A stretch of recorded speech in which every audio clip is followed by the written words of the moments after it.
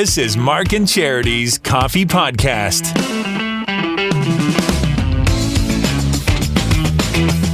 Mark and Charity Coffee Podcast for Thursday, December the 14th today. Sorry we didn't have a podcast yesterday. We kind of did. Well, we did. It just hasn't aired yet. Right. We did a crossover podcast, which is a thing. I didn't even know it was a thing with our friends, the Babes of Quinte. Sort of share resources. Turns out it's a kickoff of the year. I thought it was going to be yesterday's podcast. I did too. I didn't realize they were hanging on to it. That's okay. But we'll run it in the new year. Right. So one day. So yesterday, no podcast. Yep. One day in 2024, 2 podcasts. Ours and the crossover one. Okay. 2 and 1. None yesterday. Going to make up for it in the 2024. Okay. 2 in one day. It was kind of interesting to do, though. I will be honest. I don't. Like it was interesting to talk to other people who have been podcasting because theirs is very different from ours, which we talked about. They only do one a week, or I guess 2 a week, and we do one every day. So that was kind of cool. But for the most part, it was just the 4 of us sitting there talking. Like there wasn't really... Yeah. You're not listening to a podcast. You're just basically eavesdropping on 4 people having a chat. Yeah. About podcasting. Yeah, we asked each other questions, but at the end of the day, I kind of left that was a nice conversation. Yeah. And watch, it'll win us daytime Emmys. Oh, I hope so. Okay, because we're giving the people what they want. Behind the scenes peek and what goes on to putting together a radio show. And so today, hard-hitting best Christmas TV shows.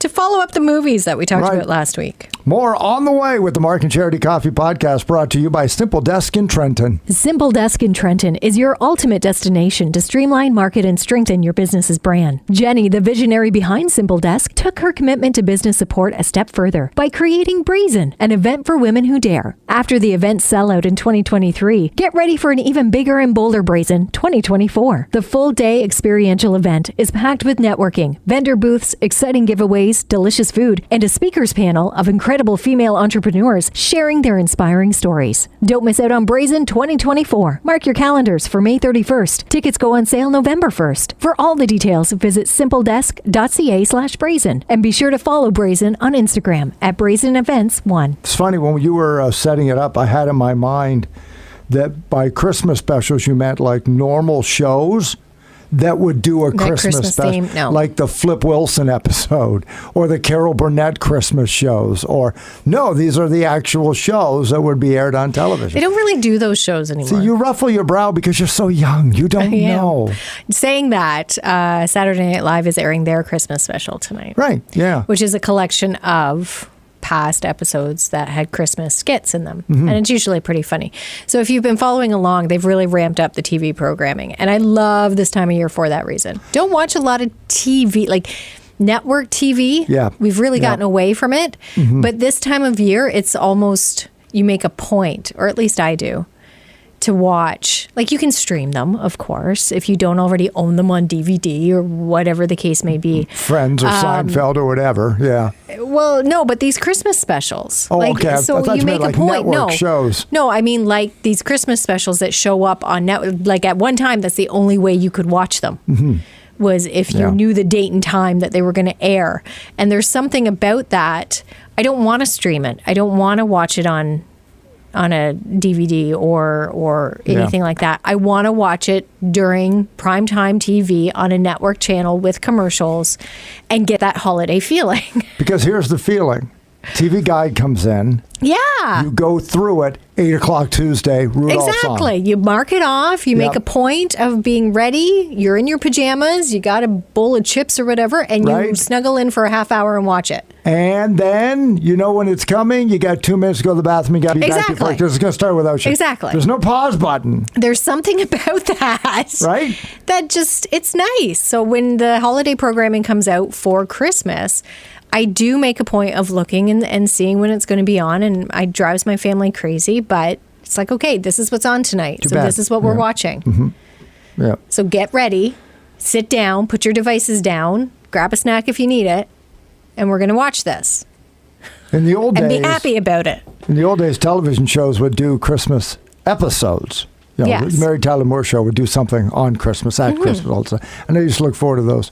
And maybe shows do it, but I don't watch a lot of shows now anyway. Like, I don't know, I'm sure they still do. Grey's Anatomy do at Christmas. I'm sure they do. Something but I about remember Christmas. one, and I'll just say it before we get into it because it really impacted me, and it might have been because of my age at that time. Hill Street Blues. You remember the show Hill Street Blues? And one of the characters, I wish I could remember his name of the actor, was very gritty. I think he did a lot of undercover work on the show, so it was very, very gritty. Okay. And the episode's going on, and everybody's leaving at the end of the shift, right? You know, to go home to their families. And it was quite apparent as it centered in on him throughout the show. What are you doing? What are you doing? Oh, no, I got stuff. But he never said. And then at the end, he goes home and he's alone. Of course, he's alone. And for whatever reason in this, it was really hitting him harder that year.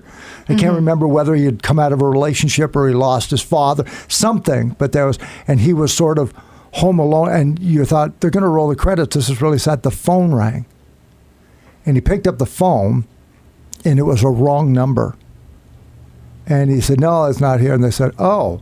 Well, I'm sorry to bother you. And he said, no, it's fine. Pause. And then the person on the phone said, Merry Christmas. And there was that pause, and he just went, thank you, Merry Christmas to you. And it just sort of like, okay. Like, it was just hit you. It's like great writing. And then they rolled the credits. And it goes back to that. That's all he needed. It was a hard-hitting show, Hill Street Blues. There was no chuckles in that show. But it was like, how do we work that in? It was just so, to this day, I thought that was just so good. Not contrived, it's just that, a wrong number happened to be, as important as a friend calling, if you do the stuff right. I just thought that was so great. So Interesting. Great. But anyway, all right, so let's go on with the best TV shows. These are the best TV or Christmas TV specials. Now, you started at number 10 because we have a radio show of only so much time. This is a podcast. Here are the top 200. Well, 25. All right, 25. And some of these, again, like your movie list, I don't necessarily agree with. Where they are, and some of them I've never seen. Yeah. So here we go. At number 25, this one came out last year, and I will say yes. I do watch. I will watch this one again this year. It is the Guardians of the Galaxy Holiday Special. Okay. It was really cute last year. Not awful. Kevin Bacon. Yeah. Get him for Christmas. No, it was very good. Yeah. Shrek the Halls at 19 at 24. Okay. Again, kids enjoy that. We like that one. Pee-wee's Playhouse Christmas Special. Talked about Christmas special. Sure. This is a Christmas special of his hit show.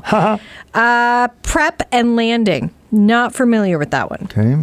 It aired on ABC in 2009, and there are sequels. Oh, there's sequels. But the original is number 22. Pinky and the Brain Christmas. Oh. Number 21. All he wants to do for the world is take it over. At number 20, The Colbert Christmas, the greatest gift of all.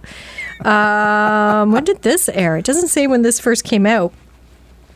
But much like a Very Murray Christmas, which we will get to later, a special is a riff on the celebrity-heavy holiday specials of yore. So there you go, Mark. But with the edge and satire that Colbert's alter ego provided. Okay. So a take on the old television Christmas specials. Love it. A Muppet Family Christmas came in at 19. Emmett Otter's Jug Band Christmas. How does that rank better than the Muppets? Don't know what that one is. No. Ice Age, A Mammoth Christmas was number 17. A Flintstones Christmas, number 16. Okay, right. Toy Story, That Time Forgot. I'm wondering if we saw this. I'm thinking we did. I have a vague recollection of watching this with the kids. It's from 2014. It's at number 15. Winnie the Pooh and Christmas 2. At number 14, Yep. The Year Without a Santa Claus. This was actually on last night. Yeah. That's pretty old, isn't it? It is. It's one of the clay ones. Number 13, followed by The Little Drummer Boy, again, the claymation at 12. Santa Claus is Coming to Town. Yes. That's a big one. Yep. So number 11. So now we're getting into... Put one foot in front of the other. I say we're getting into... Burgermeister. into the top 10 and maybe more classic ones. But then we get to Christmas in Tattertown. Have you ever heard of that one? Christmas in Tattertown? Yeah. Number 10? Number 10. No. We're going to get mail. Don't know about that one. The best one ever, you guys. Yeah, you should watch it. Watch it. All of the Other Reindeer. Olive voiced by Drew Barrymore, produced by Matt Groening from The Simpsons. Yeah. Speaks to the impressive skills that went into making All of the Other Reindeer. Okay. So, yeah. Have never watched that one, but well it is done. at number 9. Number 9. A Christmas Carol. Now, they list the 1984 version. Because that must be the made-for-TV one. It must be, but any of them can be made for TV. So good. We watched the Mickey Mouse one. You mentioned the Muppets one. The Muppets one. That's a good one, too. I do enjoy Michael Caine and the music in that one. What's funny about that is like Michael Caine, what a treasure. He is tremendous in everything he does. And he has talked about it, and he literally played it straight up. Oh, you watch it, he did. Yeah. It was great. And I'm sure at any point, if he wanted to, he could have broken and for whatever reason, which probably is like, no, there's enough of that. I want to, it was just so good. He played it straight and let the Muppets be the Muppets, but he played it. He had to. I don't know. He could. It wouldn't be the movie. There's nothing redeeming about him. It couldn't be the movie it is if he had played it any other way. And anybody else probably would have broken character because it's the Muppets. Nope. So good. Straight up. It's one of my favorites. Yeah. I do like that one. Because of that. So good. Well, the 1984 version landed at number 8. Then we have The Very Merry Christmas. Have you seen that? No, I don't think I have. I've seen it promoted. I've seen the commercials for it. I've never watched it. Did it come out after Scrooged as a result of the success of the movie? Oh, yes. He's older in this. This must have come out.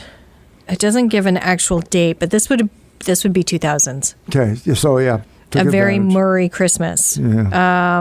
Much like Osmonds, Bing Crosby, Dolly Parton, so on. Yeah, exactly. Yeah. So he plays a himself and then has these guests join him. It's interesting. I might have to look that one up.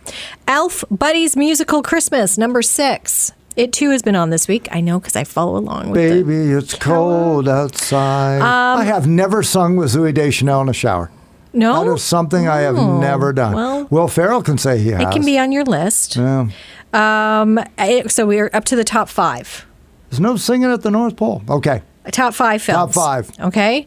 I can't argue with any of these. Okay. Either. Right. Even the order. Because you can almost guess the 5 we haven't liked. A Garfield Christmas I had forgotten about. Okay, that one I forgot about. That's number 5? But it was number 5. Okay. The Grinch Who Stole Christmas. Yeah. I thought would be higher, but again, number 4. Number Still 4. not bad. Because I can think of the number 1. Okay. And the original Grinch. Like this is the 1950. Boris Karloff. Yes. Dr. Seuss is How the Grinch Stole Christmas. Yeah. Charlie Brown Christmas. No. Number 3. No. No. Number 3. Number 3. Frosty the Snowman, number 2. No. And at number 1, Yeah. Rudolph. Yeah. The red-nosed reindeer. I would have had Charlie Brown number 1. Really? Yeah. You know what? I wouldn't have argued that. I wouldn't have argued any right. of these I being guess number that's 1. the point. Maybe Garfield, if Garfield had been number 1, might have had an issue. But any of those top 4 could be number 1. And the boys too. Those are the ones they want to watch. Are the old cartoons and claymation Yeah, I have ones. to have it.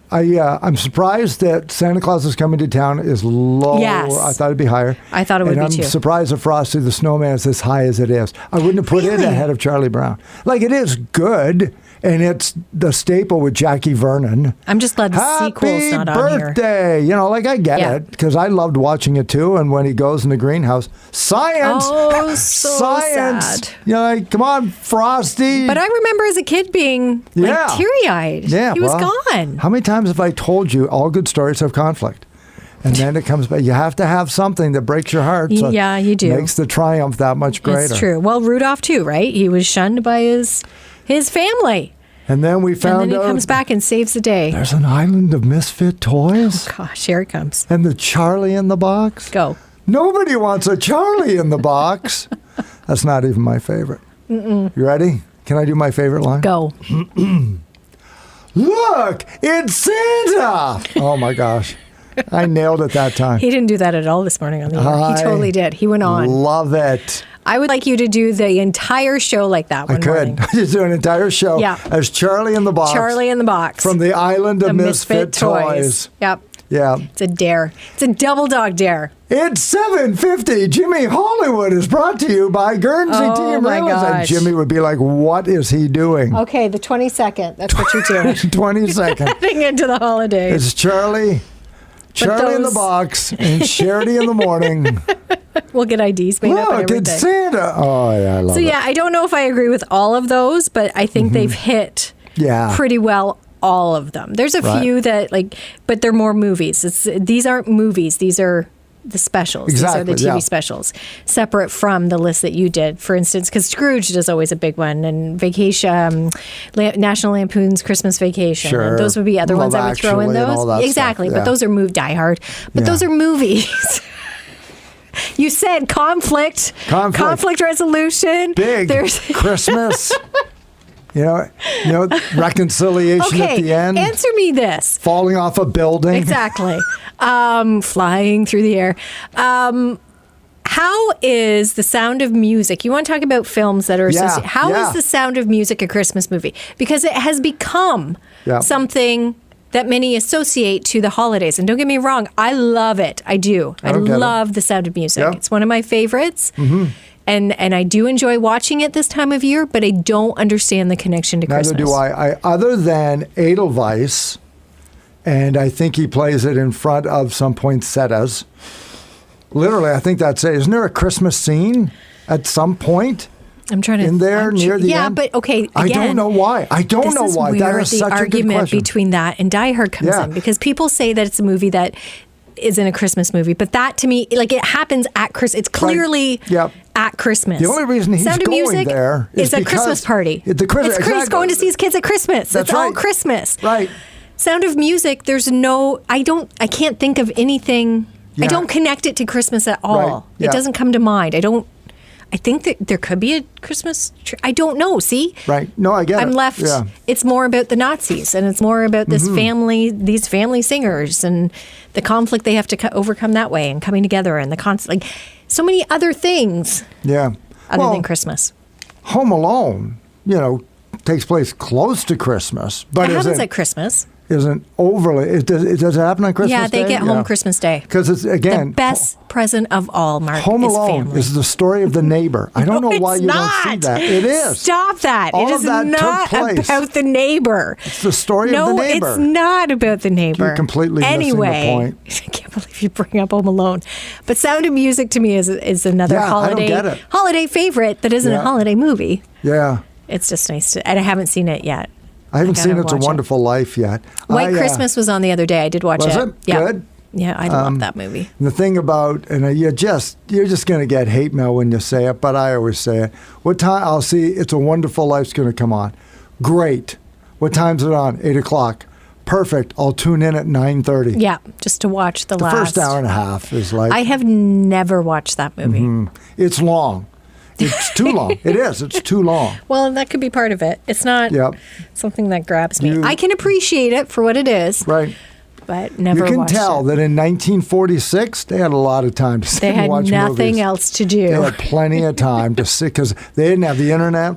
So they're not checking email. You can sit down and watch it. For 2 hours. And not everybody in the movie's an actor. The cab driver's a little bit. Well, that was kind of the time. Yeah. A little overacting, but the whole idea, like all the great ideas that got into those early movies, that what if we did a movie where a guy found out on Christmas Eve, what his life would have been like. And it was just like, they redid that one. And I don't know what the movie is called, but remember Cloris Leachman, of course?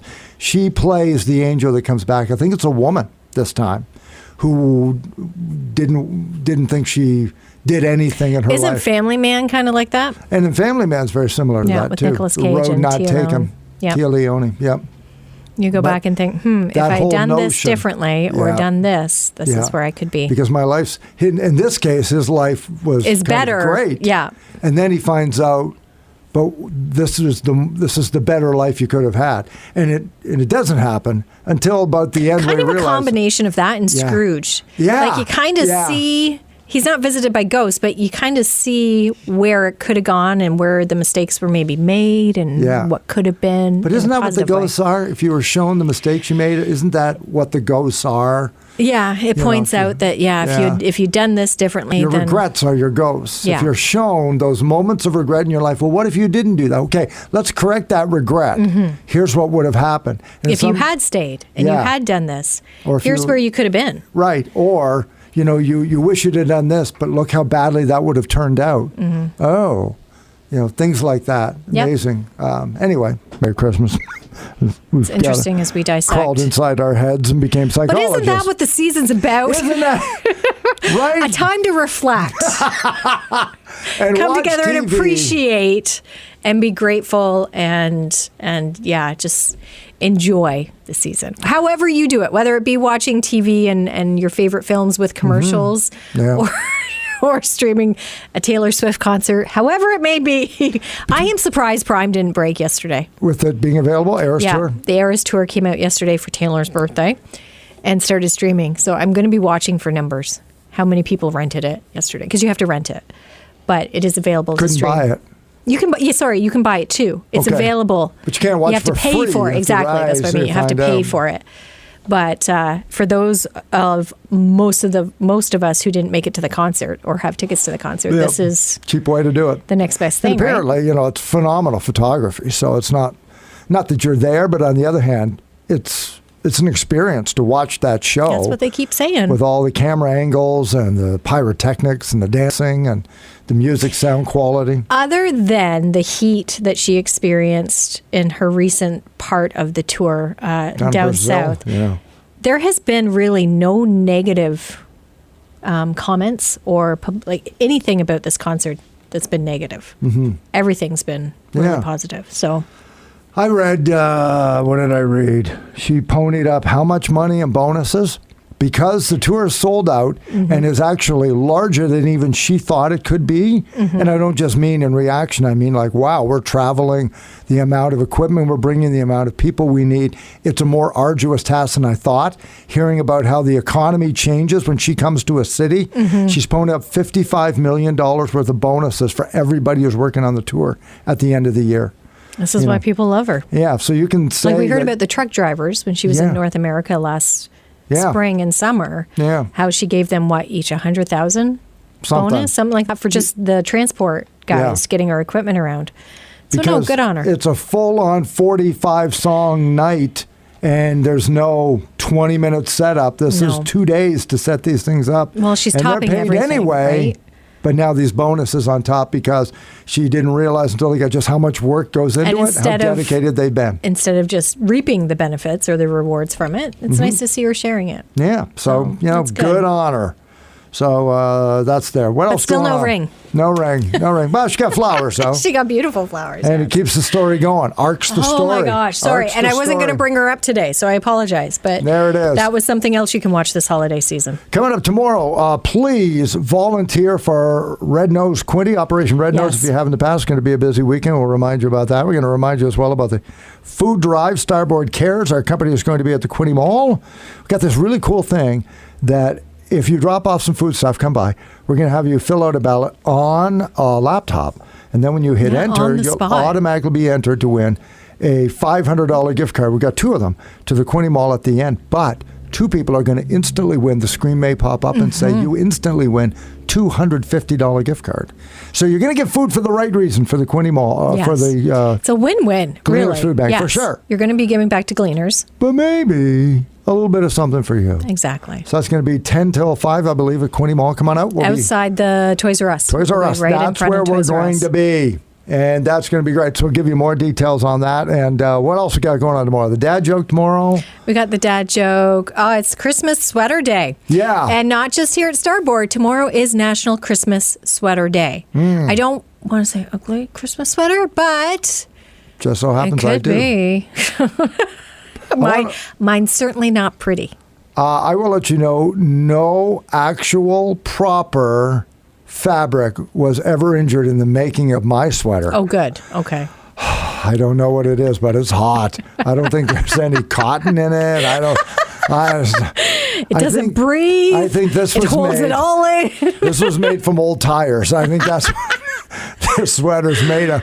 Holy I can't smokes. wait. So I'm we'll going to have to borrow Nathan's Santa hat, I think, too. I'll bring that in. And we'll get pictures tomorrow. Yeah. Or maybe I see there's some antlers. Yeah, Maybe we I'll got put some those on. antlers. I got those under my We'll have desk. pictures anyway, but feel free to wear yours and share your Christmas sweater. Would love to see it tomorrow. All when you wake up with Mark and Charity mornings on 95.5 Hits FM. Have a great day and happy holidays.